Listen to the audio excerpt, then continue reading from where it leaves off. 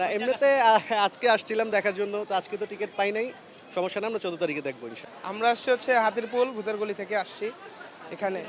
এটা রাজকুমার দেখতে আসছি, কারণ আমরা সাকিবের বড় ভক্ত।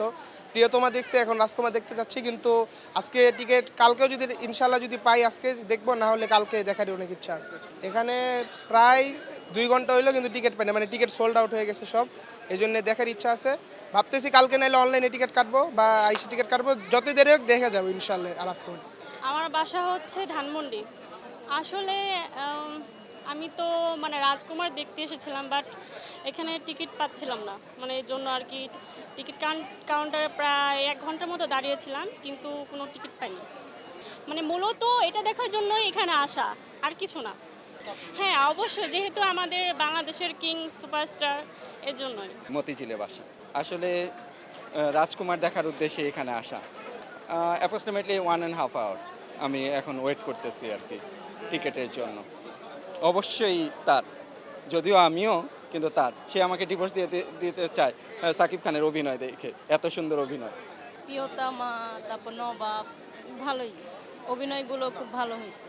অবশ্যই সাকিব খান আমার হাজবেন্ড, না এটাই আমার হাজবেন্ড, উনি তো নায়ক হিসেবে অনেক সুন্দর, তো নায়ক হিসেবে তো উনি খুব বেস্ট, কিন্তু আমার হাজবেন্ড আমার কাছে বেস্ট। যাত্রাবাড়ি থেকে আসছি, তো আসছি আমরা রাজকুমার দেখার জন্য। প্রায় 2-2.5 ঘন্টা তো হয়ে যাইতেছে।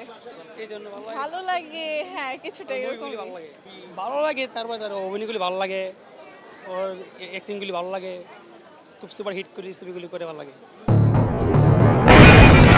সবাই যখন জোয়ারে গা ভাসায়, কেউ কেউ শির দাঁড়া সোজা করে ঘুরে দাঁড়ায়।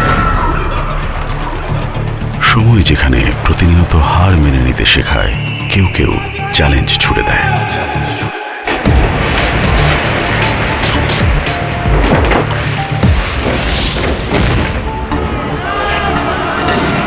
পক্ষপাতের ভিড়ে আজ থেকে কোনো পক্ষ নয়, খবর হবে নিরপেক্ষ।